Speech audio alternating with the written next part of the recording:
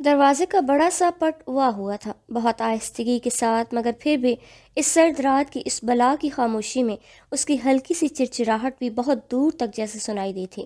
سامنے درمیانے سے قد کی لڑکی کھڑی تھی جو اسے پیچھے کی جانب گردن موڑے دیکھ رہی تھی، اور پھر وہ سامنے مڑی، بڑی سی گرم شال میں اچھے سے سر کے بال چھپائے، ماتھے تک آتے پلو کے ساتھ وہ بھوری قدرے چھوٹی مگر خوبصورت آنکھوں والی، پتلے پتلے نئے نقش کی حامل، گندمی ہلکی گلابی مائل رنگت والی دبلی پتلی سی لڑکی تھی۔ زیادہ خوبصورت نہیں تھی، مگر چہرے پر چھائی معصومیت کے ساتھ پیاری لگتی تھی۔ پورا گھر تاریکی میں ڈوبا ہوا تھا، بس لیونگ ایریا میں بتیاں جل رہی تھیں جس کی روشنی راہداری سے ہو کر دروازے تک بھی آتی تھی۔ تاہا سپورٹ شوز پہنے اندر داخل ہوا، ہونٹ دانتوں میں دبا کر آہستگی سے دروازہ بند کیا۔ اب وہ سامنے کھڑی لڑکی کو دیکھ رہا تھا، پھر سر کو ہلکا سا خم کر دیا۔ شکریہ ہانی، تم نے بچا لیا، اپنی مخصوص نرم و بشاطت بھری آواز میں سرگوشی نما کہتے وہ مسکرا رہا تھا۔ وہ آگے سے کچھ نہیں بولی تھی، بس ہوائیاں اڑے چہرے کے ساتھ بدقت مسکرا پائی تھی۔ ویسے یہ ماہی صاحبہ کہاں ہے؟ میں اس سے بول کر بھی گیا تھا میں آؤں گا تو دروازہ کھول دینا۔ اب وہ ذرا سی خفگی سے دھیما سا کہہ رہا تھا۔ آہستہ قدموں سے چلتا وہ آگے بڑھا، اس سے 2 قدم پیچھے وہ بھی آ رہی تھی۔ ماہی سو گئی ہے، چادر کا کونا ہاتھ میں مضبوطی سے پکڑے وہ سانس بھی آہستگی سے لے رہی تھی۔ آواز بڑی مشکل سے حلق سے نکلی تھی۔ تاہا رکا اور بڑے ڈرامائی انداز میں گھوم کر اس کی طرف مڑا۔ وہ جو اپنے دھیان میں دائیں طرف والے کمرے کے بند دروازے کو دیکھتے اس کے پیچھے آ رہی تھی، ایک دم سامنے دیکھنے پر اسے یوں رخ اپنی طرف کیے جمع کھڑا دیکھ کر سرد سے قدموں کی زنجیر کرتے 2 قدم پیچھے ہوئی تھی، ورنہ تصادم یقینی تھا۔ سو گئی؟ وہ حیران ہوا، اتنی جلدی؟ ویسے تو رات کے 1 بجے تک اس کو نیند نہیں آتی، بس جس دن میں کہوں دروازہ کھول دینا اس دن نیند کی دیوی اس پر مہربان ہو جاتی ہے۔ منہ کے زاویے بگاڑے وہ سرگوشی سے ذرا اونچی آواز میں کہہ رہا تھا۔ ہانی نے بے بسی سے ایک پل کے لیے اسے دیکھا تھا۔ شیر کی کچار کے سامنے وہ یوں اطمینان سے کھڑا تھا کہ اسے دیکھ کر اس کا اپنا دل ہول رہا تھا۔ کھانا کھائیں گے؟ بنا اس کا چہرہ دیکھے وہ پوچھ رہی تھی۔ اسے جلد از جلد وہاں سے جانا تھا۔ اس سے پہلے کہ وہ کوئی جواب دیتا، دائیں جانے والے کمرے کا دروازہ کھلا تھا اور ابراہیم سخت تاثرات چہرے پر سجائے باہر نکلے۔ آواز پر آنکھیں میچے تاہا نے گہرا سانس لیا تھا۔ سختی عموماً اس کے تعاقب میں رہتی تھی، اور ہانی؟ اس کا چہرہ سفید لٹھی کی مانند ہوا تھا۔ چہرہ جھکا کر وہ پلٹا تھا کہ اس کے سوا کوئی چارہ نہیں تھا۔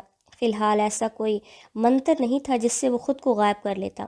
اس کے پلٹ کر کھڑا ہونے پر ہانی اس کی اوٹ میں کہیں چھپ سی گئی تھی۔ لیونگ ایریا کے عین وسط میں وہ دونوں کھڑے تھے، اور کمرے کے دروازے سے چند قدم آگے ابراہیم سختی سے ہونٹ بھینچے ہوئے ناراضگی بھری نظروں سے اسے سر تا پا دیکھ رہے تھے۔ ان کے پیچھے دروازہ ایک بار پھر کھلا تھا۔ چادر سر پر لیتے ہوئے حواس باختہ سی فائزہ کا چہرہ نمودار ہوا۔ ہانی اپنے کمرے میں جاؤ، ان کی نرم آواز میں بلا کی ناپسندیدگی تھی۔ گردن کے ساتھ لگی تھوڑی کے ساتھ وہ بنا ایک بار بھی ادھر ادھر دیکھے سرپٹ سیڑھیوں سے معلق اپنے کمرے کی طرف بڑھی تھی۔ اب پیچھے وہ اکیلا کھڑا تھا۔ کہاں سے آ رہے ہو؟ سرد کٹیلے انداز میں پوچھتے وہ اسے غصیلی نظروں سے دیکھ رہے تھے، جس کا چہرہ اب اوپر اٹھنے سے انکاری تھا۔ ساتھ والے پارک میں میچ تھا ابو، ہموار آواز میں جواب آیا تھا۔ ذہنی طور پر خود کو وہ متوقع گھن گرج کے لیے تیار کر چکا تھا، اور توقع کے عین مطابق اس کے جواب سے ان کا غصہ آسمان تک پہنچ چکا تھا۔ یہ وقت ہے شریف لوگوں کے گھر آنے کا؟ پتہ نہیں کہاں کہاں آوارہ گردیاں کرتے پھرتے ہو، کن لوگوں میں اٹھتے بیٹھتے ہو۔ میری ایک بات کان کھول کر سن لو تاہا، اس گھر میں رہنا ہے تو انسانوں کی طرح رہو۔ یوں آدھی آدھی رات کو چوروں کی طرح دیواریں پھلانگ کر آنے سے بہتر ہے اگلی بار گھر واپس ہی مت آنا۔ فائزہ ان کے پیچھے دم سادھے کھڑی تھی۔ اس وقت کچھ بولنا ان کے غصے کو مزید ہوا دینے کے مترادف تھا۔ تاہا نے سر جھکا کر ان کی کڑوی کسیلی باتوں کو امرت کی طرح پیا تھا۔ یہ کوئی نئی بات نہیں تھی۔ ابراہیم صاحب ایک سخت گیر باب واقع ہوئے تھے۔ اکلوتی اولاد نرینہ ہونے کے باوجود تاہا پر عقاب کی سی نظر رکھتے تھے۔ ذرا سی غلطی پر بھی خوب کھری کھری سنا دیا کرتے تھے۔ ان دونوں کے درمیان ان کی سخت طبیعت کے باعث تعلقات میں تناؤ کی سی کیفیت رہتی تھی۔ وہ مڑے تو پیچھے کھڑی فائزہ جو ہمدردی بھری نظروں سے تاہا کو دیکھ رہی تھی گڑبڑا کر رہ گئی۔ تو یہی وجہ تھی جو تمہیں نیند نہیں آ رہی تھی؟ ان کی طنز بھری آواز پر وہ کچھ کہنے کے لیے منہ کھولتی پھر چپ ہو گئی۔ تاہا انہیں بتا کر گیا تھا۔ ان کے منع کرنے پر منت سماجت کرتے انہیں منا کر ہی دم لیا تھا۔ پاس والے پارک کے گراؤنڈ میں کرکٹ میچ تھا۔ وہ کلب کی طرف سے کھیلتا تھا۔ ایک واحد شوق تھا اس کا، مگر ابراہیم کو سخت ناپسند تھا۔ اس لیے شہر سے باہر وہ کبھی نہیں جاتا تھا، مگر اپنے شہر میں جہاں کہیں میچ ہوتا وہ پہنچ جایا کرتا تھا۔ پھر ابراہیم کی جلی کٹی آرام سے سن لیتا تھا۔ اب بھی اس کے منہ سے اف تک نہیں نکلی تھی، نہ ہی ماتھے پر کوئی شکن آئی۔ زیادہ تر تو وہ بچ جایا کرتا تھا، کبھی لیٹ ہو جاتا تو فائزہ اس سے ریسکیو کر لیا کرتی تھی، مگر آج ابراہیم صاحب کو شاید پہلے سے بھنک پڑ گئی تھی۔ وہ سونے کی بجائے کتاب بینی میں مصروف ہو گئے، تو ہر گزرتے منٹ کے ساتھ فائزہ بے چینی سے کروٹیں بدلتی رہی۔ پھر پانی پینے کے بہانے اٹھ کر طاہا کو ایک میسج کیا تھا، تبھی دروازہ کھلنے کے لیے اس نے ماہی کو میسج کیا، اب آ جاؤ، خبردار جو کھانے ٹھنڈا گرم کر کے دبے صاحب بہادر کو، اب آ جاؤ، خبردار جو کھانے ٹھنڈے گرم کر کے دیے صاحب کو، تمہارے یہی لاڈ پیارے سے بگاڑ رہے ہیں۔ کمرے میں داخل ہوتے ہوئے اپنی جگہ جمی فائزہ کو وہ سرزنش کرنا بالکل نہیں بھولے تھے۔ جی آ رہی ہوں، پیچھے مڑ کر کہتے انہوں نے ان کے اندر چلے جانے کی تصدیق کی تھی۔ پھر سرحد سے اس تک آئیں جو اب 2 ہاتھوں سے بال پیچھے کرتا لاپرواہی سے انہیں دیکھ رہا تھا اور مسکرا رہا تھا۔ اتنی دیر کر دی طاہا، تمہارے 10 بج رہے ہیں، اب کسی دن اپنے ابا سے مجھے بری طرح ڈانٹ پڑواؤ گے تم۔ اس کے پاس آتے ہی وہ خفا ہوئی تھی۔ میں ہوں نہ ڈانٹ کھانے کے لیے میری پیاری اماں، بے فکر رہیں آپ۔ آنکھ کا کونا شرارت سے میچ کر ڈھیٹ پن سے آہستگی سے ہنستے وہ ان کے گرد بازو پھیلاتا ان کا سر چوم گیا تھا۔ ساری خفگی لمحے میں زائل ہوئی تھی۔ اچھا اب کھانا نکال کر کھا لینا، تمہارے ابو پہلے ہی خفا ہیں اور ناراض ہوں گے، اور صبح پہلی ہی آواز پر اٹھ جانا نماز کے لیے، ان کا غصہ ٹھنڈا ہو جائے گا۔ مسکرا کر عجلت سے کہتے اس کے ماتھے پر پھر سے آتے بال پیچھے کرتے وہ مڑی تھیں۔ پوچھیں گی نہیں کون جیتا؟ وہ جلدی سے بولا تھا، آنکھیں چمک رہی تھیں۔ مین آف دی میچ میرا بیٹا ہی ہوگا، چہرے سے پتہ چل رہا ہے، باقی کسی صبح ناشتے پر سنوں گی۔ کھانا کھا لینا، رک کر مڑتے کہتے ایک بار پھر آخر میں یاد دہانی کرائی تھی۔ تیز قدموں سے چلتے دروازہ کھول کر وہ اندر گم ہو گئی تھی۔ ان کے جانے کے بعد وہ بھی آگے بڑھا تھا۔ پہلے قدموں کا رخ کچن کی طرف ہوا، پہلے ہی تھکن سے برا حال تھا، اوپر سے کھانا نکالنا گرم کرنا مشقت طلب کام تھا۔ پھر کچھ سوچ کر ارادہ ترک کرتے وہ سیڑھیاں چڑھ گیا تھا۔ صبح ناشتے کی ٹیبل پر وہ مسکراتا ہوا ٹانگیں پھیلا کر ڈھٹائی سے بیٹھا ہوا تھا۔ فائزہ ناشتہ بناتے ہوئے اسے برابر ڈانٹ بھی رہی تھیں، اور میہانی ڈائننگ ٹیبل پر بیٹھی یونیفارم میں ملبوس سر پر اسکارف لیے سر جھکائے ناشتہ کر رہی تھی۔ اچھا امی، اب بس بھی کر دیں، بھوکے پیٹ رات ابو کی جلی کٹی سنی، اب آپ غصہ ہوئے جا رہی ہیں۔ ایک بات بتائیں، میں آپ کی سگی اولادی ہوں نا؟ منہ بنا کر کہتا آخر میں رازداری سے پوچھتے وہ انہیں مزید تپا گیا تھا۔ میرے ہاتھ میں بیلن ہے طاہا، ڈرامے بازی بند کرو ورنہ ابھی اڑتا ہوا آئے گا۔ بس فضول باتیں کروا لو جتنی مرضی، کچن سے خود کھانا نکال کر نہیں کھا سکتے تھے؟ پراٹھا بیلتے انہوں نے بیلن ہاتھ میں لیے ہوئے ہوا میں لہرا کر اسے ڈپتا تھا۔ بچاؤ کی تکنیک مفید ثابت نہ ہوتے دیکھ کر اس نے مایوسی سے سر جھٹکا تھا، جب نظر میز کی دوسری طرف سامنے بیٹھی چہرے پر دبی دبی مسکراہٹ لیے میہانی پر پڑی تھی۔ تمہیں بڑی ہنسی آ رہی ہے، رات کو کیسے بھاگ نکلی تھی؟ ذرا خیال نہیں آیا استاد محترم اکیلے عزت افزائی کروا رہے ہیں، تھوڑی سفارش ہی کر دیتی۔ اس کے اچانک حملہ آور ہونے پر نوالا بناتے ہاتھ رکا تھا، سٹ پٹا کر اس کی طرف لمحہ بھر کے لیے دیکھا، جو اب سیدھا ہو کر کرسی کی پشت چھوڑتے دونوں بازو میز کی سطح پر جماعت سے گور رہا تھا۔ طاہا بھائی میں، وہ کچھ بولنے کو سوچ ہی رہی تھی کہ یہ مشکل فائزہ نے حل کر دی، تو وہ بیچاری کیا کرتی؟ استاد محترم کی اپنی حرکتیں ہی ایسی ہیں، سفارش کروا کر اس نے اپنی شامت بلوانی تھی کیا؟ ناشتے کی ٹرے اس کے سامنے رکھتے وہ اس کے ساتھ لتاڑ بھی کر رہی تھی۔ میہانی نے اپنی جان خلاصی پر سکھ کا سانس لیا تھا۔ چھوڑیں امی، شامت تو بتمس غریب کی ہی آئی رہتی ہے، باقی اس گھر کے سبھی بچے ابو کو جان سے پیارے ہیں۔ ٹرے کھسکا کر سامنے کرتے وہ سادہ گوئی سے کہہ رہا تھا، تمہاری بھلائی کے لیے ہی کہتے ہیں طاہا، حالات کا پتہ تو ہے تمہیں کیسے چل رہے ہیں، بس اسی لیے کہتے ہیں اتنی دیر تک گھر سے باہر نہ رہا کرو۔ اس کے برابر بیٹھتے اب وہ معمول کے سے انداز میں بات کر رہی تھیں، ہانی ناشتہ پورا ختم کرنا۔ بات اس سے کرتے نظر ہانی پر بھی تھی، جو آدھا ادھورا ناشتہ چھوڑ کر اٹھنے کو پل توڑ رہی تھی۔ ان کی آواز پر دوبارہ پیٹھ پلیٹ پر جھکی تھی۔ طاہا نے بھی نظر اٹھا کر اسے دیکھا تھا اور اس کے ہونٹوں پر شریر سے مسکراہٹ دوڑ آئی۔ امی، آپ کو پتہ ہے میہانی کی شادی جس گھر میں بھی ہوگی نا، وہاں راوی چین ہی چین لکھے گا، ساس اور شوہر جیسا کہیں گے ہمارا روبوٹک ہانی ویسا کرتا جائے گی۔ بولتی تو یہ ویسے بھی نہیں ہے، تو امن و امان کی صورتحال ہمیشہ قائم رہے گی۔ نوالا منہ میں توڑ کر رکھتے وہ بے لوگ تبصرہ بھی کر رہا تھا۔ اس کی بات پر وہ چھنپ اٹھی تھی، سرخ آرزوں کے نیچے مومی شمع سے جل اٹھی تھیں۔ میری بیٹی بہت پیاری ہے، جہاں بھی جائے گی اس گھر کو جنت بنا دے گی انشاءاللہ۔ اللہ پاک نصیب اچھے کرے۔ محبت بھری نظروں سے اسے دیکھتے فائزہ بول رہی تھی، پوری شد و مت سے گردن ہلاتے، نظریں ناشتے پر مرکوز کیے ہوئے اس نے بآواز بلند آمین کہا تھا۔ مزید بیٹھنا اس کے لیے محال ہوا تھا۔ سرد سے وہ اٹھ کھڑی ہوئی۔ امی، میری وین آ گئی ہوگی، اللہ حافظ، دھیمی آواز میں جھٹ سے کہتے وہ باہر کی جانب بڑھ گئی۔ اللہ حافظ، ان دونوں نے بیک وقت جواب دیا تھا۔ اس کے جانے کے بعد فائزہ واپس اس کی طرف مڑی تھی۔ تاہا، ابو کے ساتھ دکان پر چلے جایا کرو بیٹا۔ تاہا نے ناشتے میں مصروف سر کو زور و شور جنبش دے۔ جاتا تو ہوں امی، لیکن آپ جانتی ہیں مجھے دکان چلانے میں انٹرسٹ نہیں ہے، مجھے بس 9 to 5 جاب کرنی ہے۔ اسٹیٹس میں ڈبل ماسٹر کرنے کا کیا فائدہ اگر چلانی مجھے دکان ہی ہے؟ ابو ہمیشہ مجھے غلط سمجھتے ہیں، انہیں لگتا ہے خدا نخواستہ کوئی مجھے ان کے پیشی سے شرم محسوس ہوتی ہے، لیکن آپ جانتی ہیں بخدا ایسا نہیں ہے، بس میرا شوق ہے آفس ورک کرنے کا، اور انسان کو کم از کم کام تو ایسا کرنا چاہیے جس میں وہ خوشی اور اطمینان محسوس کرے۔ ان کی طرف دیکھتے ہوئے اس کا انداز سمجھانے کے جیسا تھا۔ اچھا ٹھیک ہے نا، جب تک جاب نہیں مل جاتی روز چلے جایا کرو، ابو خوش ہو جائیں گے۔ ابو نے نہیں خوش ہونا کبھی مجھ سے۔ چائے کا کپ ہونٹوں سے الگ کرتے اس کا لہجہ بے چارگی لیے ہوئے تھا۔ خیر آپ دعا کریں، ابو کی ڈیڈ لائن میں صرف 3 ماہ رہ گئے ہیں، تب تک میری جاب کا کچھ ہو جائے گا، ورنہ پھر دکانداری ہی کرنی پڑے گی۔ ہنستے ہوئے آخر میں وہ شریر ہوا تو فائزہ نے سر جھٹکتے ہوئے مسکرا کر اس کے بازو پر ہلکا سا تھپڑ رسید کیا۔ انشاءاللہ سب بہتر ہوگا۔ ٹرے پیچھے کھسکاتے ہوئے وہ اٹھ کھڑا ہوا۔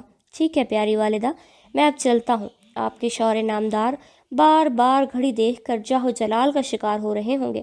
ویسے ابو کی بھی عجیب بات ہے، پورا بازار بند ہوتا ہے اور وہ صبح 7 بجے جا کر دکان کھول لیتے ہیں، باقی کا پورا بازار 9-10 سے پہلے نہیں کھلتا، اور رات گئے تک جب پورا بازار کھلا رہتا ہے تو ابو عشاء کی اذان سے پہلے دکان کو تالے لگاتے ہیں۔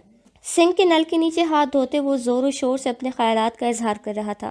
ان کا ماننا ہے اللہ رزق کے دروازے صبح صبح کھول دیتا ہے، ہم کاہل ہوتے جا رہے ہیں، اس لیے پیسہ تو بلا شبہ بڑھتا جا رہا ہے مگر برکتیں ختم ہوتی جا رہی ہیں۔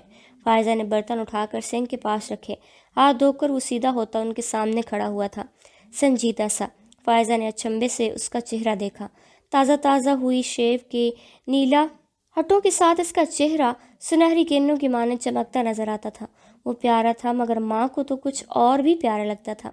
اجازت دیجیے والدہ، تاہا آپ کا بیٹا آج پورا دن والد محترم کی زبانی گولہ باری کے سامنے ڈٹ کر جمع مردی سے ذلیل ہونے کا ارادہ رکھتا ہے، بس آپ کی دعاؤں کی بطور حفاظتی شیلڈ اشد ضرورت رہے گی۔ دونوں ہاتھ باندھ کر چہرہ جھکاتے، بھاری آواز میں بھرپور سنجیدگی کا مظاہرہ کرتے وہ آخر میں تھوڑا سا جھکا تھا۔ فائزہ جو بری توجہ سے اس کی بات سن رہی تھی، چہرے پر خفگی کے تاثرات لیے ان کا ہاتھ اس پر سچ مچ بیلن تک گیا تھا، مگر اس سے پہلے ہی وہ اپنی لمبی ٹانگوں کا بخوبی استعمال کرتے چھپاک سے ان کی پہنچ سے دور ہوا تھا۔ تو واپس آؤ ایک بار، آج میں نے تمہارے قد کا بھی لحاظ نہیں کرنا، زرافے جتنے ہو گئے ہو، مگر مجال ہے جو سنجیدگی چھو کر گزری ہو۔ باپ کے بارے میں ایسا کہتے ہیں کوئی؟ دروازے کے باہر کھڑا وہ فریم پر ہاتھ رکھے ہوئے اب ہنس کر انہیں دیکھ رہا تھا۔ فائزہ نے اس کے پیچھے جانے کی غلطی نہیں کی تھی، جانتی تھی وہاں پہنچنے تک وہ کہیں کا کہیں پہنچ جائے گا۔ اب مجھے یقین ہو گیا ہے آپ ابو کی سگی بیوی ہیں اور میری سوتیلی ماں۔ تعصب بھرے انداز میں سر جھٹکتے ہوئے کہتا وہ فوری طور پر وہاں سے غائب ہوا تھا، ورنہ اس بار کبھی امکان تھا بیلن نہ صحیح اماں کا جوتا اوڑھتا ہوا اس تک پہنچ ہی جاتا۔ کمرے کی طرف جاتے ہوئی سیڑھیوں کے پاس وہ تھم سا گیا تھا۔ وجہ تھی سیڑھیوں کے ساتھ والے کمرے کا دروازہ کھلا تھا، اور جو ہستی نمودار ہوئی تھی اس کے لیے تو طاہا ابراہیم تمام عمر بھی بت بنا کھڑا ہو سکتا تھا۔ صاف ستھرے استری شدہ جدید طرز کے اسٹائلش سے سوٹ میں دوپٹہ گلے میں ڈالے وہ تر و تازہ سی نظر آ رہی تھی۔ وہ خوبصورت تھی، بلا کی خوبصورت تراشیدہ کہیں کہیں سے ڈل گولڈن سیاہ سلکی بال جو کندھے سے ذرا نیچے تک آتے تھے، سفید صاف و شفاف رنگت میں گھلی گلابیوں کے ساتھ تیکھے نقوش اور بڑی بڑی سحر تراز آنکھیں، متناسب جسامت اور لمبی سی ہائٹ والی وہ ماہین ندیم تھی۔ طاہا کی ماہی اسے دیکھ کر وہ دنیا بھول جاتا تھا۔ پھر ناراضگی کیا چیز تھی؟ اب بھی کل رات کی بات پر جو خفگی تھی وہ اس سرے سے اس کی ایک جھلک دیکھ کر ہی غائب ہو چکی تھی، مگر باز پرس تو بنتی تھی۔ پہلی سیڑھی پر دیوار کے ساتھ ٹیک لگائے وہ ہاتھ سینے پر باندھ چکا تھا۔ ماشاءاللہ یہ چاند سا روشن چہرہ صبح کے اجالوں میں کیسے نظر آ رہا ہے آج، ورنہ تو یونی آف ہونے پر آپ کی خوبصورت آنکھیں 10 سے پہلے کھلنے کا نام نہیں لیتی، پر نہیں، آج تو آپ کی رات جلدی ہو گئی تھی۔ تو آنکھ کھل گئی ہوگی۔ چہرے پر مصنوعی مسکراہٹ لیے وہ میٹھی میٹھی طنز اس کی طرف اچھال رہا تھا۔ ماہی بڑے دل سے مسکرائی، پھر اپنی خوبصورت مخروط انگلیوں سے بال چہرے پر آتے بال کان کے پیچھے کیے تھے۔ وہ ایک ہاتھ سیڑھی کی دوسری طرف کی ریلنگ پر رکھ کر اسے دیکھتے ہوئے ایک ادائے بے نیازی سے بولی، تم کچھ بھی کہہ لو ڈیئر کزن، مگر مجھے تمہاری طرح خطروں سے بھرنے کا کوئی شوق نہیں ہے۔ تایا ابو کے جلال کو خواہ مخواہ کیوں آواز دوں میں؟ تاہا نے تعصب سے اسے دیکھا۔ بڑی کوئی احسان فراموش لڑکی ہو تم، خود میں نے کتنی دفعہ تمہاری وجہ سے ڈانٹ کھائی ہے، وہ کبھی نظر نہیں آیا تمہیں؟ ابھی پرسوں بھی تمہیں تمہاری دوست کے گھر لے کر گیا تھا، وہاں دیر تم نے لگائی، مگر الزام میں نے اپنے سر لے لیا کہ میں تمہیں پک کرنے لیٹ پہنچا، اس لیے تم دیر ہو گئی، حالانکہ میں 1 گھنٹے سے پاس والے ڈھابے پر بیٹھا تمہیں میسیجز کر رہا تھا۔ اب آؤں، مگر تم ہی وہاں سے ہلنے کا نام نہیں لے رہی تھی۔ ایسے گھور کر جتانے والے انداز میں کہتا وہ دیوار چھوڑ کر لڑاکا عورتوں کی طرح دونوں ہاتھ کمر پر ٹکاتے ہوئے کہا تھا، تو کس نے کہا تھا الزام اپنے سر لینے کو؟ بول دیتے، میں نے منع تھوڑی کیا تھا۔ گردن اکڑا کر تنفر سے سر اٹھائے وہ چہرہ اوپر کیے اس کو دیکھ کر کہہ رہی تھی، جانتی تھی طاہا ابراہیم اس کا دیوانہ ہے، اس کی حفاظتی دیوار بن کر ہمیشہ کھڑا ہو جانے والا۔ کچھ لوگ ہوتے ہیں زندگی میں ڈھال بن جانے والے، سرد و گرم سے بچا بچا کر رکھنے والے۔ سامنے کھڑا شخص بھی ماہی کے لیے ایسا ہی تھا۔ اب بھی اس کی اٹھی گردن پر وہ ہار مان بیٹھا تھا۔ وہ ماہی تھی اور وہ اسے ہر حال میں جی جان سے پیاری تھی۔ تمہارے خلاف بول سکتا ہوں کیا؟ تمہیں ڈانٹ پڑوا سکتا ہوں؟ مسکراتی آنکھوں میں نرم جوت لیے وہ اس کا کھلا کھلا چہرہ دیکھ رہا تھا جو اس کی بات پر کچھ اور بھی دلکش ہوا تھا۔ ماہین نے بڑے پیارے سے انداز میں مسکراتے ہوئے پوری شدمت سے سر نفی میں ہلایا تھا۔ طاہا نے ہاتھ نیچے گراتے ہوئے اس کو نظر بھر کر دیکھا تھا، پھر سر جھٹک کر آگے بڑھ گیا۔ ویسے بچت ہو گئی کیا؟ زیادہ ڈانٹ تو نہیں پڑی؟ پیچھے سے ہانک لگاتے وہ اسے قدم روک کر پیچھے دیکھنے پر مجبور کر گئی تھی۔ سیڑھیوں کے عین وسط میں کھڑے وہ نیچے دیکھ رہا تھا جہاں چہرہ اٹھا کر شرارت سے وہ اسی دیکھ رہی تھی۔ جی بچت ہو گئی، ان دعاؤں سے جو آپ نے میرے لیے کبھی نہیں کی، بلکہ مجھے قوی یقین ہے آپ تماشبینوں میں صف اول میں کھڑے ہو کر محظوظ ہونے والوں میں سے ہیں۔ جلب ہونے سے انداز میں کہتا وہ واپس مڑ کر دو زینے پھلانگتا اوپر چڑھ گیا تھا۔ ماہی کی جلتے رنگ سی مدھم آنکھیں نے اس کا تعاقب کیا۔ ایک ہلکا سا تبسم طاہا کے ہونٹوں پر بھی آیا تھا۔ ابراہیم بیگ اور ندیم بیگ دونوں بھائی تھے، ان کی ایک ہی بہن تھی پاکیزہ بیگ، جنہیں دوران تعلیم اپنے کلاس فیلو زبیر سے محبت ہوئی تھی۔ ان کے خاندان میں بیٹیوں کی رضامندی کو اولیت دی جاتی تھی۔ زبیر کا تعلق حیدرآباد سے تھا، تعلیم کے لیے پنڈی اپنے رشتہ داروں کے ہاں رہائش پذیر تھے۔ جب ان کے بارے میں چھان بین کی گئی بظاہر سب ٹھیک تھا، مگر ابراہیم کچھ مطمئن نہیں تھے۔ پاکیزہ کو اس وقت کل کائنات ہی زبیر لگ رہی تھی۔ ان کے ورغلانے پر انہوں نے بھوک ہڑتال سے لے کر رونے دھونے تک ہر طرح سے بھائیوں کو قائل کرنا چاہا تھا۔ بالآخر بات خود سوزی تک پہنچ گئی۔ انہوں نے نیند آور گولیاں کھا لیں۔ بر وقت پتہ چل جانے پر ان کی جان بچ گئی تھی اور ابراہیم نے دل شکستہ ہو کر بہن کی ضد کے آگے گھٹنے ٹیک دیے۔ اس طرح پاکیزہ رخصت ہو کر حیدرآباد چلی گئی، مگر وقت نے ثابت کیا تھا ابراہیم کے خدشات کس قدر صحیح تھے۔ شادی میں محبت کے بغیر گزر ہو سکتا ہے، عزت کے بغیر جینا جیرن ہو جاتا ہے۔ ان کے ساتھ بھی ایسا ہی ہوا تھا۔ کہنے کو زبیر کو ان سے بے انتہا محبت تھی، مگر چھوٹی چھوٹی باتوں پر وہ انہیں ذلیل کر دیا کرتے تھے۔ بعض دفعہ تو بات ہاتھ اٹھانے تک چلی جاتی تھی۔ پھر کچھ دیر بعد وہ معافی مانگ لیا کرتے، مگر پاکیزہ کے دل سے ان کا چہرہ اتر گیا تھا۔ مگر ہانی کی وجہ سے وہ مجبور ہو گئی تھیں۔ غلطی اپنی تھی، وہ واویلا بھی نہیں کر سکتی تھیں۔ جیسا کہ عام شادیوں میں ہوتا ہے، ماں باپ کی مرضی سے بیاہ کر جاؤ تو ذرا کوئی اونچ نیچ ہو جائے تو بیٹیاں انہیں مورد الزام ٹھہرا کر دل کا بوجھ ہلکا کر لیتی ہیں، مگر یہاں پر گھاٹے کا سودا ان کا اپنا طے کردہ تھا۔ اس لیے اپنے گھریلو ناچاکی کے بارے میں اپنے بھائیوں کو انہوں نے کبھی بھنک تک نہیں پڑنے دی۔ پنڈی سے حیدرآباد کبھی کوئی سال میں ایک بار چکر لگاتا تو وہ شوہر کی منتیں کیا کرتی تھیں بھائیوں کے سامنے ان کا بھرم قائم رکھنے کے لیے، اور ایسا ہی ہوتا تھا۔ وہ ایک ریاکار آدمی تھا جو ان کے گھر والوں کے سامنے تو خوب اچھے ہونے کی اداکاری کرتا۔ ہانی کی پیدائش کے بعد ان کے ہاں دوبارہ اولاد نہ ہو سکی۔ زبیر جو بھی چھوٹا موٹا کاروبار کرتے نا تجربہ کاری کے باعث جلد ہی ٹھپ ہو جاتا۔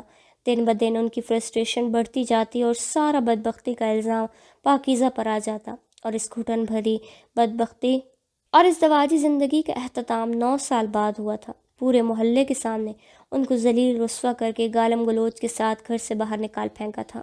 لٹی پٹی حالت میں بے یار و مددگار جب وہ پنڈی بھائیوں کے گھر پہنچی تو ایسی چپ لگی کہ وہ خاموشی انہیں اندر ہی اندر کھاتی گئی۔ ڈری سہمی سی 8 سالہ ہانی بھی ان کے ہمراہ تھی۔ پاکیزہ 9 سال کی طویل مسافت کا بار جھکے قدوں پر لیے وقت سے پہلے بوڑھی ہوتی گئی۔ ہانی عام بچوں سے ہٹ کر خاموش سی ہر وقت ماں کا پلو پکڑے پیچھے پیچھے گھومتی رہتی۔ گھر میں 3 بچے تھے، 13 سالہ تاہا، 10 سالہ ماہی اور 6 سالہ فہد، مگر وہ ان سب سے کھچی کھچی رہتی۔ ماہی تو شروع سے تھی ہی اپنی دھن میں رہنے والی۔ 1-2 بار اسے کھیلنے کی پیشکش کی، مگر ہر وقت رونے کو تیار رہنے والی ہانی سے وہ جلدی اکتا گئی تھی۔ فہد تو تھا ہی چھوٹا، رہا تاہا تو اسے اس سے زیادہ شدید ہمدردی ہوئی تھی۔ پاکیزہ سب کے اصرار پر بھی زیادہ دیر کسی کے ساتھ نہیں بیٹھتی تھی۔ ایسے میں بچوں میں صرف تاہا تھا جو کبھی کبھار ان کے پاس آ کر بیٹھتا تھا۔ پاکیزہ کو اپنے اس بھتیجے سے خاص انس تھا۔ ہانی کو اسکول میں داخلہ کروایا گیا تھا، مگر وہ ماں باپ کی چپکلش میں اس حد تک پسی تھی کہ اس کی ذہنی روح پر بھی اثر پڑا تھا۔ وہ پڑھائی میں بھی بہت پیچھے رہ گئی تھی۔ ایسے میں اس کے گھر میں پڑھائی کی ذمہ داری بھی تاہا پر آ گئی تھی۔ وہ روز شام کو پاکیزہ کے کمرے میں ان کے ہمراہ بیٹھ کر اس سے پڑھایا کرتا، اور اتنی چھوٹی سی عمر میں اس کے اتنے مدبرو سنجیدہ انداز پر پاکیزہ کے چہرے پر پھولی بھٹکی سی مسکان آ ٹھہرتی۔ ابراہیم اور ندیم دونوں ایک ساتھ رہائش پذیر تھے۔ لیڈیز گارمنٹس کی دکان تھی جس سے اچھا خاصا گزر برس ہو رہا تھا۔ ان کی بیوی بچوں میں بھی اتفاق خوب تھا۔ ماہی اور تاہا کی نسبت بچپن سے ہی طے شد تھی۔ ابراہیم سب بچوں سے بہت پیار کرتے تھے، مگر اس کے ساتھ ساتھ وہ سخت گیر طبیعت کے حامل بھی تھے، جن کے زیر تاب بڑھتی عمر کے ساتھ ہر وقت تاہا ہی آیا کرتا تھا، جس کے باعث ان دونوں میں ایک اندیکھی سی خلیج حائل ہو گئی۔ وقت کے ساتھ ساتھ ہانی کی شخصی گرہیں بھی کھلتی جا رہی تھیں۔ پاکیزہ اس کو لے کر بہت محتاط تھی۔ وہ کسی صورت نہیں چاہتی تھی جو غلطی انہوں نے کی کل کو ان کی بیٹی بھی دہرائے۔ چھوٹی عمر سے ہی انہوں نے اسے بڑے سبق پڑھا دیے۔ وہ اکثر اسے اپنی آپ بیتی سنایا کرتی تھی تاکہ وہ سبق حاصل کرے، اور ان سب باتوں کے اس کے ذہن پر بڑے گہرے اثرات مرتب ہوئے۔ وہ 12 سال کی تھی جب پاکیزہ کی اچانک موت ہوئی۔ ان کے دل کی شریانیں بند ہو گئی تھیں۔ جب تک پتہ چلا بہت دیر ہو چکی تھی۔ اس وقت فائزہ نے اس کو سنبھالا تھا۔ وہ اس کی سب سے بڑی ڈھارس بنی تھی۔ کتنے ماہ تک تو وہ اس کے ساتھ رات کو سوتی رہی۔ کچھ سنبھلنے پر بھی اسے ماہی کے ساتھ اس کمرے میں شفٹ کر دیا گیا، اور تب اس کی ماہی سے بھی اچھی خاصی بننے لگی۔ وہ دونوں بالکل مختلف طبیعت کی تھیں، ایک آگ تو دوسری پانی، مگر پھر بھی وہ اچھی ساتھی بن گئی۔ وجہ تھی ہانی کی خاموشی اور صلح جو طبیعت۔ وہ بہت کم کسی بات پر اعتراض اٹھایا کرتی تھی۔ کمرے کی صفائی سے لے کر اس کی ترتیب و تنظیم سب اس کی ذمہ داری تھی، اور ماہی کی ہر بات وہ بنا چوں چرا کے سن لیا کرتی۔ وہ ایک اچھی سامع اور بہت بری مقرر تھی، اور اس کی یہ دونوں خوبیاں ماہی کو اس کے قریب کر گئی تھیں۔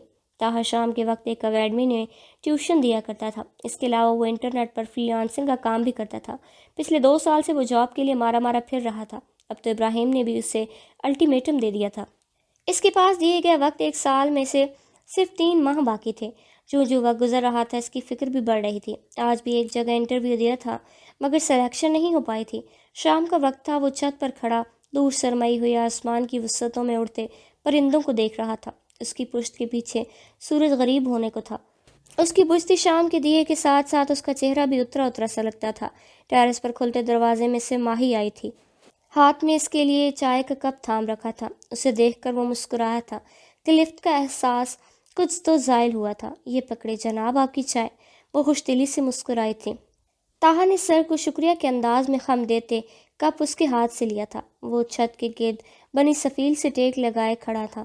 ماہی بھی اس سے ذرا فاصلے پر اس کے برابر ٹیک لگا کر کھڑی ہوئی۔ پھر اس کا چہرہ دیکھا۔ وہ کچھ تھکا سا پریشان سا لگا ہوا تھا۔ ٹینس ہو کسی بات کو لے کر؟ وہ ایک ساتھ پلے بڑے تھے۔ وہ ایک دوسرے کا چہرہ دیکھ کر دل کا حال جان جانے والے تھے۔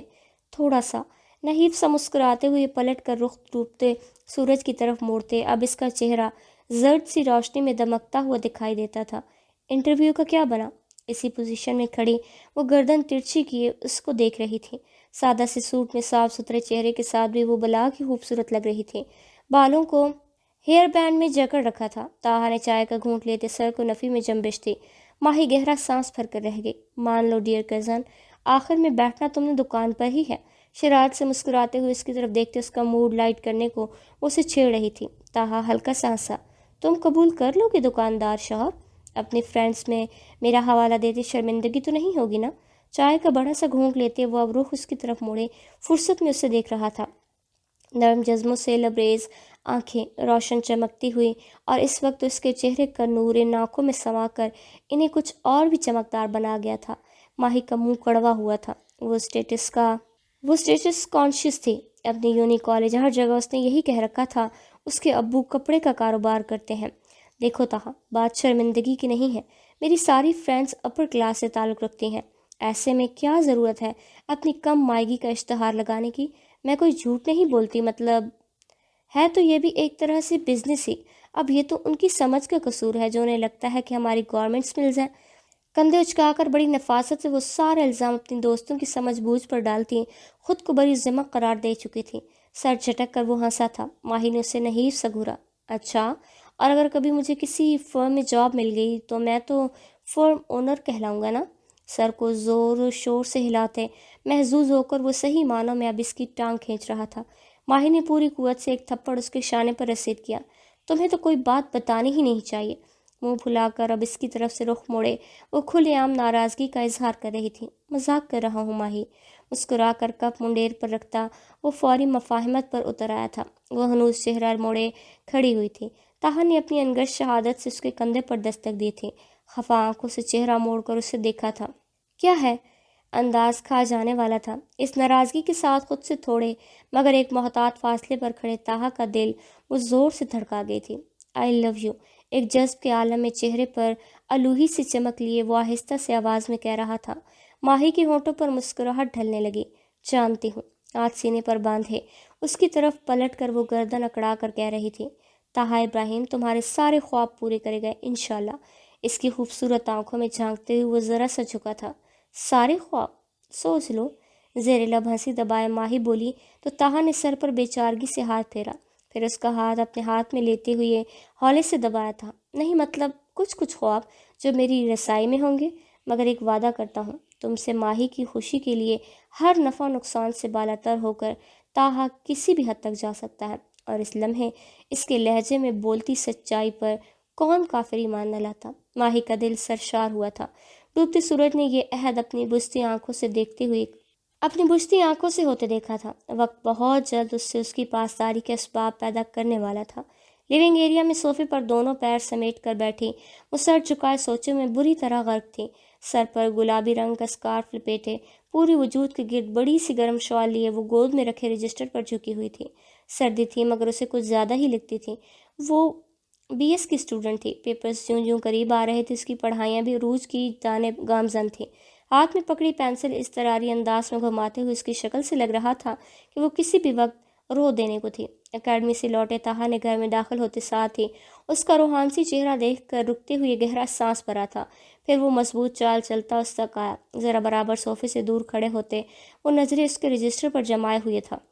سفید صفحے پر میتھس کا ایک سوال درج شدہ تھا جو حل کیا جا رہا تھا، مگر شروع کے 2 سٹیپس کے بعد وہ پھنس گئی تھی اور آگے بار بار کٹنگ کی جا رہی تھی۔ اس کے جوتوں پر نگاہ پڑی تو وہ چونک کر اوپر چہرہ اٹھائے اسے دیکھنے لگی تھی، اور پھر پانیوں بھری آنکھوں کے ساتھ اس کے چہرے پر ڈھیر سارا سکون اترتا گیا۔ اس کی بھرائی آنکھیں دیکھ کر طاہا نے تعصب بھری نظروں سے اسے گھورا تھا۔ رونا کس مسئلے کا حل کبھی نہیں ہوتا ام ہانی، کتنی بار سمجھاؤں تمہیں یہ ایک بات؟ اس کا انداز دپٹنے جیسا تھا، البتہ آواز کی نرمی برقرار تھی۔ وہ اسے سخت لہجہ اختیار کر بھی نہیں سکتا تھا۔ بیگ ہاؤس کا وہ سب سے بزدل اور چھوٹے دل کا بچہ تھا۔ بیگ ہاؤس کا وہ سب سے مشکل اور چھوٹا بچہ تھا جسے رونے کے لیے بہانہ چاہیے ہوتا تھا۔ کچھ اس کے ساتھ ہوئے حالات و واقعات کے باعث طاہا کے دل میں اس کے لیے شروع سے ہی سافٹ کارنر رہا تھا۔ رو تو نہیں رہی میں، وہ تو کتنی دیر سے ایک ہی جگہ نظر جمائے رکھنے سے آنکھوں میں پانی اکٹھا ہو گیا ہے۔ پینسل رجسٹر پر رکھتے خفت زدہ ہوتی ہونٹوں کو مسکراہٹ کے انداز میں کھینچتے وہ سرد سے دونوں ہاتھوں سے آنکھوں کو مسلتی ہوئی کمزور سا اپنا دفاع کر رہی تھی، مگر بھرائی ہوئی آواز سب راز افشا کرنے کا کافی تھی۔ طاہا کے ہونٹوں پر مسکراہٹ ڈر آئی۔ انسان کو وہ کام کبھی نہیں کرنا چاہیے جو اس کے بس کا نہ ہو۔ تمہیں جھوٹ بولنا نہیں آتا بچہ؟ لاؤ دکھاؤ، کیا سمجھ نہیں آ رہا؟ وہیں کھڑے ہاتھ بڑھا کر وہ رجسٹر کی طرف اشارہ کر رہا تھا۔ خفیف سا مسکراتے ہوئے ام ہانی نے وہ اس کی طرف بڑھایا تھا جسے تھام کر وہ دوسرے صوفے پر بیٹھ چکا تھا۔ چند سیکنڈ سوال پر غور کیا تھا، پھر بنا چہرہ اٹھائے ہاتھ اس کی طرف بڑھایا تھا جو اب اطمینان سے بیٹھی تھی۔ جانتی تھی کچھ ہی دیر میں یہ پرابلم حل ہونے والی تھی، پھر کبھی نہ الجھنے کے لیے۔ وہ کال تاہا استاد محترم جو آ گئے تھے۔ ہانی نے ہاتھ میں پکڑی پینسل لپکنے کسی انداز میں آگے ہو کر اسے دی تھی اور خود پاؤں نیچے اتارتے ہوئے اٹھ کھڑی ہوئی تھی۔ تاہا اب تھوڑا آگے کو جھک کر رجسٹر میز کی سطح پر رکھ چکا تھا۔ ہانی اس کے پاس آئی تھی، پھر ہیٹر کے پاس نیچے رکھے کشن پر اس سے مناسب فاصلے پر بیٹھ گئی تھی۔ تاہا کے ہونٹوں کو دھیمے سے تبسم نے چھوا۔ جب سے اس نے ہوش سنبھالا تھا وہ کبھی اس کے برابر میں ایک ہی صوفے پر نہیں بیٹھی تھی، اور اس کی یہ محتاط انداز تاہا کے دل میں اس کی عزت کئی گنا بڑھا دیا کرتے تھے۔ اب وہ جھک کر سوال حل کر رہا تھا اور ہانی پوری توجہ سے چہرہ جھکائے دیکھ رہی تھی۔ اس کے فراٹے بھرتے بنا رکے چلتی زبان اور ہاتھ ایک ساتھ تیزی سے چل رہے تھے، اور ٹھیک 2 منٹ بعد صحیح جواب جلی حروف میں جگمگا رہا تھا۔ پینسل رکھ کر سیدھا ہوتا وہ اب ہمیں اٹھا کر سوالی انداز میں اس کی طرف دیکھ رہا تھا۔ چند پل کے لیے ہانی نے چہرہ اٹھایا تھا اور سب ٹھیک ٹھیک سمجھ آ جانے پر سر کو اس بات میں جنبش دیتے ہوئے نظریں واپس جھکا لی گئی تھیں۔ شکریہ تاہا بھائی، میں آدھے گھنٹے سے سر کھپا رہی ہوں اور آپ نے 2 منٹ میں پورے نہیں لگائے۔ دھیمے سے مسکان کے ساتھ رجسٹر کو دیکھتے مشکور نظر آتی وہ توصیفی انداز میں بولی۔ تاہا نے سر کو خم دیتی شکریہ موصول کیا۔ میتھس میں وہ بہت اچھا تھا، اسے دیکھ کر ہی ہانی نے بھی یہ سبجیکٹ چوز کیا تھا۔ ہم استاد محترم ہیں بچہ، جب تک ہم ہیں بھلا تمہیں کیا غم ہے؟ گردن تان کر شوخی سے کہتے تھوڑا آگے ہو کر اس کا سر شفقت سے تھپکتا کر وہ اٹھ کھڑا ہوا۔ اس کے جانے کے بعد وہ ہاتھ لمبا کرتے صوفے پر رکھی کتاب اٹھا کر میز پر رکھتے، رجسٹر اپنے سامنے کی اب دوسرا سوال حل کرنے کی کوشش کرنے لگی۔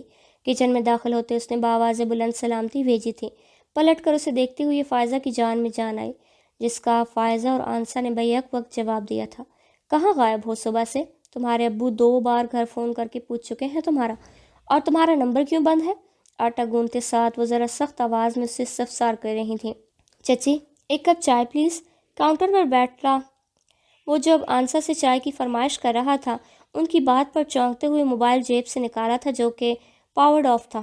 آنکھیں بند کرتے اس موبائل سے اپنا ماتھا کھٹکھٹایا تھا۔ امی وہ فیصل ہے نا، اس کی آج دبئی کی فلائٹ تھی۔ صبح بس میں اس سے ملنے گیا تھا مگر اس نے زبردستی کھانے پر روک لیا۔ ابھی اسے ایئرپورٹ چھوڑ کر آ رہا ہوں۔ ابو سے کل کا ذکر کیا تھا میں نے۔ چولہے پر رکھی دیگچی کا ڈھکن اٹھا کر چیک کیا تھا۔ ٹینڈے پکے دیکھ کر منہ کے زاویے بگڑے تھے مگر پارا پہلے سے ہی بڑھا دیکھ کر وہ چپ ہو گیا تھا۔ آنسا خاموشی سے اس کے لیے چائے کا پانی چڑھا رہی تھی۔ کل کے ذکر کرنے پر اور آج بتا کر جانے میں زمین آسمان کا فرق ہے تاہا۔ تم اپنی حرکتوں کی وجہ سے اپنی سختی کو خود آواز دیتے ہو۔ اب مجھ سے کوئی امید مت رکھنا کہ میں تمہاری حمایت میں کچھ بولوں گی، خود نمٹ لیں گے ابراہیم صاحب تم سے۔ آٹا سائڈ پر کرتے وہ اب ہاتھ دھو رہی تھی۔ تاہا نے بے چارگی سے آنسا کی طرف دیکھا جو آنکھیں بند کرتے اسے چپ رہنے کا اشارہ کر رہی تھی۔ آگے سے وہ ڈھٹائی سے ہنس دیا تھا، اور یہی وہ پل تھا جب فائزہ نے اس کی طرف دیکھا تھا اور ان کا میٹر اور بری طرح گھوما۔ ہنسو ہنسو بیٹا، شاباش ہے، ماں کا دل جلا کر ہنسو تم۔ پتہ نہیں وہ کون سی مائیں ہیں جن کے بچے بڑے ہوں تو ان کی سوجھ بوجھ اور سمجھداری دیکھ کر وہ سکھ کا سانس لیتی ہیں، یہاں تو لاپرواہیاں ہی ہیں کہ بڑھتے قد کے ساتھ اور بڑھ گئی ہیں۔ ان کی ناراضگی سے کہتے وہ ہنستا ہوا اٹھا تھا اور ان کے گلے لگ گیا تھا۔ او میری پیاری امی، پیچھے ہٹو، سب ڈرامے ہیں تمہارے۔ ماں کا ذرا خیال نہیں کہ ایک فون کر کے بتا ہی دو؟ اسے پیچھے کرنے کی کوشش میں وہ غصے سے کہہ رہی تھیں اور وہ انہیں مزید خود میں بھیج رہا تھا۔ اچھا معاف کر دیں، اس بار آئندہ نہیں کروں گا ایسا، سچی میں دھیان نہیں رہا۔ ان کا سر چوم کر اب وہ کان پکڑے کھڑا تھا۔ آنسا نے اپنی امڑ آنے والی ہنسی کو بڑی مشکل سے روکا تھا۔ تاہا اور اس کی پیاری سی چالاکیاں، یہ سب ان کے لیے کوئی نئی بات نہیں تھی۔ فائزہ نے اسے گھورنا چاہا مگر مسکراتا ہوا منت بھری نظروں سے اسے دیکھتا وہ ان کی ناراضگی کو اڑن چھو کر گیا تھا مگر بنا کوئی تاثر دیے وہ وہاں سے نکل گئی تھیں۔ پیچھے تاہا نے ان کے باہر نکلنے پر آنسا کی طرف دیکھا تھا۔ زیادہ خفا ہو گئی ہیں؟ بلند آواز میں اپنے خیال کا اظہار کرتے وہ کرسی کھینچ کر بیٹھا تھا۔ نہیں، ابھی ٹھیک ہو جائیں گی تھوڑی دیر تک، تم سے کہاں ناراض ہو سکتی ہیں، لیکن تم بھی تھوڑا دھیان کیا کرو بیٹا، ماں کا دل ہے نا، طرح طرح کے وسوسے آنے لگتے ہیں۔ چائے کا کپ اس کے سامنے رکھتے وہ متانت سے سمجھاتے ہوئے اس کا کندھا تھپک رہی تھی۔ سر ہلا کر وہ کپ اٹھا چکا تھا۔ رات کے کھانے کی ٹیبل پر سب ایک ساتھ بیٹھے ہوئے تھے۔ سربراہی کرسی پر ابراہیم بیٹھے خاموشی سے کھانا کھا رہے تھے۔ تاہا کو اکھیوں سے کتنی بار انہیں دیکھ چکا تھا۔ یہ طوفان سے پہلے کی خاموشی تھی۔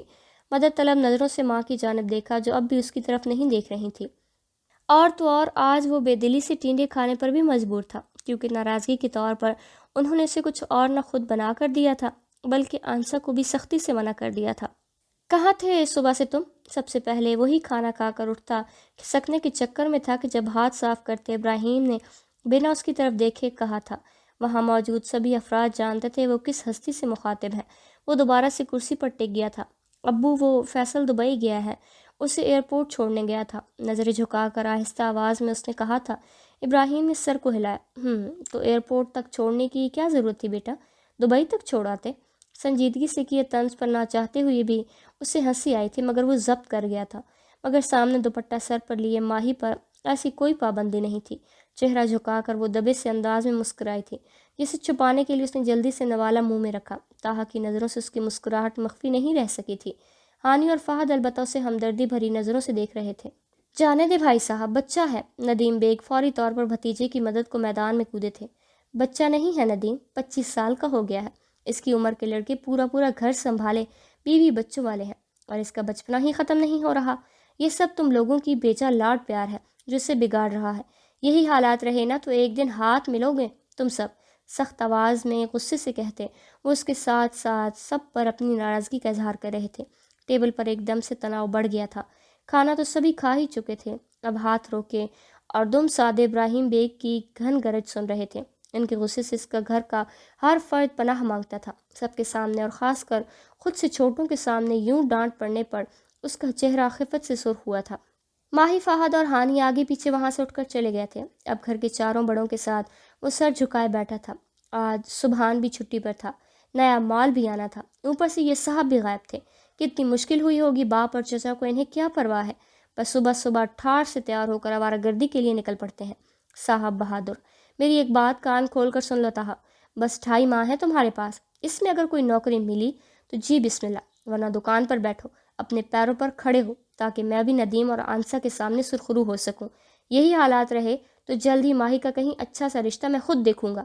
دروش سے انداز میں اس سے باز پرس کرتے آخر میں وہ اس کی دکھتی رگ پر پاؤں رکھ چکے تھے۔ وہ بلبلا اٹھا تھا مگر چہرہ بے تاثر رکھے نظریں ہنوز جھکائے بیٹھا تھا۔ ان کی اس بات پر وہاں موجود باقی کے 3 نفوس نے بے یقینی سے انہیں دیکھا تھا۔ ابراہیم غصے سے تن فن کرتے وہاں سے اٹھ گئے تھے۔ پیچھے وہ کچھ دیر سر جھکائے اہانت سے دہکتے گالوں کے ساتھ بیٹھا رہا تھا، پھر ایک جھٹکے سے اٹھ کھڑا ہوا۔ تاہا، فائزہ نے اسے پکارا تھا مگر وہ انسنی کرتا سیڑھیاں چڑھ گیا تھا۔ اگلی صبح وہ ابراہیم کی ناراضگی ختم کرنے کے لیے شرافت سے خود ہی فجر کے وقت اٹھ گیا تھا۔ گھر سے ان کی میت سے نکلتے ہوئے اس نے براؤن کلر کی شلوار قمیص پر لیدر کی جیکٹ پہن رکھی تھی۔ ندیم کو اس دیر سے جماعت کے وقت آتے تھے جبکہ ابراہیم اذان سے کچھ وقت پہلے ہی نکل جایا کرتے تھے۔ اکثر طاہا بھی ان کے ساتھ ہوتا تو پورا راستہ خاموشی سے کٹ جاتا۔ ان کے درمیان بات چیت بہت کم ہوتی تھی بوقت ضرورت، اور یہی وجہ تھی وہ ایک دوسرے سے اس طرح آسانی سے بات نہیں کر پاتے تھے جو اس رشتے میں ہونی چاہیے۔ ایسا نہیں تھا ابراہیم کو صرف اس سے شکایت ہی رہتی تھی، اس کی چند ایک باتوں کے علاوہ وہ ایک اچھا بیٹا تھا۔ اس کا قد ان سے بھی اونچا ہو گیا تھا مگر اس کی آواز ان کی آواز سے کبھی اونچی نہیں ہوئی تھی۔ انہیں اس سے محبت بھی بہت تھی، بس زیادہ تر مشرقی باپ کی طرح وہ کبھی اس کا اظہار نہیں کرتے تھے۔ کبھی کسی بات کو لے کر وہ اس سے لاکھ ناراض ہوں مگر صبح ساتھ جاتے ہوئے واپسی پر مسجد سے نکلتے وقت جب وہ جھک کر ان کی جوتی سیدھی کرتا تھا تو ان کے دل میں ڈھیروں سکون اتر کر دعا کا روپ دھار لیتا تھا۔ دل اس کے لیے فوری نرم پڑ جاتا تھا مگر یہ بات وہ اسے کبھی بتا نہیں سکے تھے۔ رشتہ کوئی بھی ہو، اس میں چھوٹی چھوٹی باتوں سے دوسرے کے لیے اپنے جذبات و احساسات کی ترجمانی کرتے رہنا چاہیے، اس سے باہمی تعلقات مضبوط اور پائیدار ہوتے ہیں۔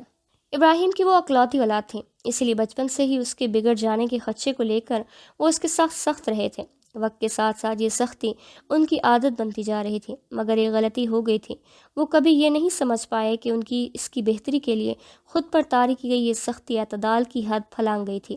اس صبح ناشتے پر فائزہ نے اس کی پسند کا ناشتہ بنایا تھا، روایتی ماؤں کی طرح جسے ڈانٹ ڈپٹ کر پھر ان کا دل اولاد کے لیے پسیج جاتا ہے اور پھر ان کو خصوصی پروٹوکول دیا جاتا ہے۔ طاہا کا موڈ بھی نارمل تھا، وہ کسی بھی بات کو زیادہ دیر تک دل سے لگائے رکھنے والوں میں سے نہیں تھا۔ اگلے چند دن بہت سکون سے گزرے تھے کیونکہ وہ روز صبح ابراہیم کے ساتھ جا کر دکان پر بیٹھتا تھا اور شام کو اکیڈمی کی ٹائمنگ پر اٹھ جاتا تھا۔ ہانی کی کالج وین نہیں آئی تھی، صبح اسے طاہا چھوڑ گیا تھا۔ اب چھٹی ہوئی کافی دیر ہو گئی تھی مگر ابھی تک وہ اسے لینے نہیں آیا تھا۔ گھر زیادہ فاصلے پر نہیں تھا، پیدل جانے میں 15 منٹ ہی لگتے تھے۔ کچھ سوچ کر وہ پیدل ہی وہاں سے اپنے گھر کی طرف اور اپنے ساتھ 2 لڑکیوں کے ساتھ نکلی۔ راستے میں وہ دوسری گلی مڑ گئیں تو وہ اپنے گھر کی طرف جاتی گلی کی طرف مڑ گئی تھی۔ سر پر اسکارف اور کندھے پر بیگ لیے وہ کندھوں پر ڈالی چادر سے خود کو اچھے سے کور کیے سر جھکائے تھوڑی سینے سے لگائے چلے جا رہی تھی۔ تھوڑا آگے گئی ہی تھی کہ پاس سے گزرتے بائک پر بیٹھے 2 لڑکوں میں سے پچھلے نے اس کی طرف ایک پرچی پھینکی تھی جو اس کے سینے سے لگ کر زمین پر گری تھی۔ جب تک وہ کچھ سمجھ پاتی بائک زن سے اس کے پاس سے گزر گئی تھی۔ وہ گردن موڑ کر خوفزدہ نظروں سے جاتی بائک کو دیکھتی، جو ہی آگے مڑی سامنے چہرے پر سختی لیے ہونٹ پھینچے کھڑے طاہا کو دیکھ کر اس کی سانس تک ساکن ہوتی گئی تھی۔ زرد پٹے چہرے کے ساتھ اس نے خوف سے پھیلی آنکھوں سے اسے جھک کر پرچی اٹھاتے دیکھ رہی تھی۔